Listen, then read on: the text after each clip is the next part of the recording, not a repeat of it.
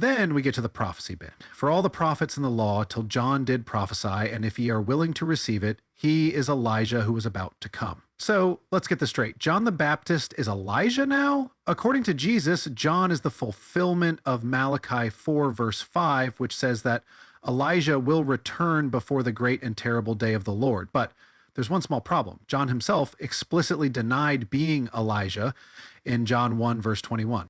In Matthew 11, Jesus says John is Elijah. In John 1 verse 21, John the Baptist says, I am not Elijah.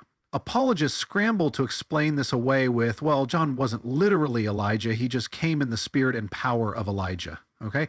But Malachi 4 verse 5 doesn't say spirit and power. It says Elijah, period, not some random dude with Elijah's vibes. But it gets even worse. What does this say about free will? John explicitly says he is not Elijah. Jesus says he is.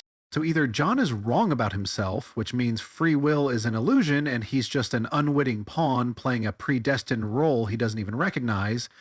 Jesus is wrong, which completely undermines his credibility. The prophecy is wrong, which would mean the Bible contradicts itself again. Or none of these options work well for Christianity. Either free will doesn't exist, or Jesus is making stuff up, or prophecy is unreliable. All right, so Jesus is mad. He's standing there looking at the crowd and suddenly decides to go off about how nobody is ever satisfied.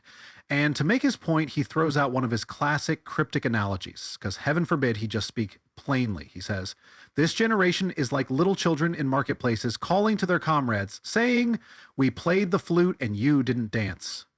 We sang a sad song and you didn't mourn. In other words, no matter what he or John the Baptist do, the people always find something to complain about. They're like spoiled kids who get mad whether the music is happy or sad because it's never exactly what they want. The way Jesus phrases this, it sounds like he's genuinely bitter that people aren't giving him and John the reaction they want. He lays it out. If he's the Messiah, why is he complaining about public opinion instead of proving his claims? It's a pattern you see over and over again in the Gospels. Jesus constantly whines about how people aren't accepting him instead of just doing something undeniable. If you're an all-powerful divine being, why are you throwing a pity party over what people are saying about you?